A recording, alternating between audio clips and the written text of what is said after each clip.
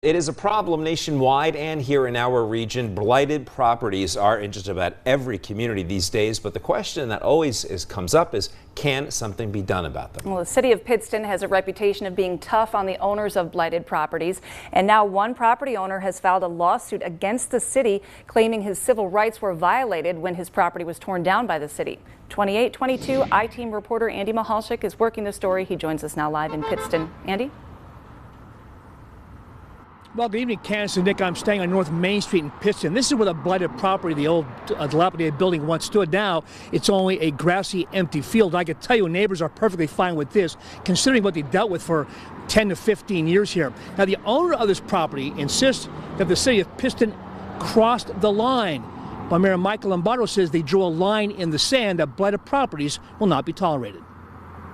I'll say what I've said over and over.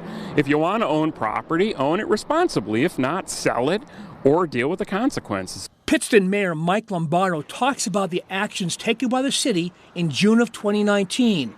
Eyewitness News was there as demolition crews razed the building at 385 North Main Street.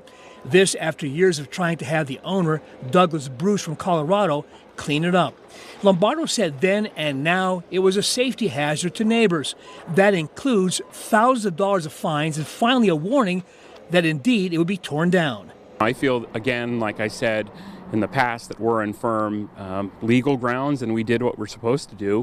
One of the main responsibilities of government is public safety, and this became a public safety matter and we dealt with it. But Bruce filed a federal lawsuit against the city, claiming, among other things, that he never received proper notice about the demolition and that the city violated his civil and property ownership rights when the heavy equipment moved in on June 25th of 2019.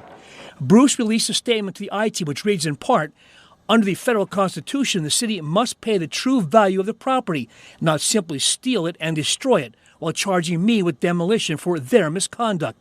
Bruce is seeking in excess of $500,000 in damages from the city of Pittston. Could this lawsuit, if other communities see it, or even in Pittston, could have a chilling effect on communities taking tough action against landlords? Well, I would hope not. I would hope that, we get a good outcome, and what it says is that, when you're in the right, you should follow through and do the right thing. Mary Beth Mazonis walks through the neighborhood each and every day. Were you glad to see it torn down? Oh, yes, it was falling apart, yeah. So how much is this property worth? Mayor Lombardo said the assessed valuation right now it's $11,000.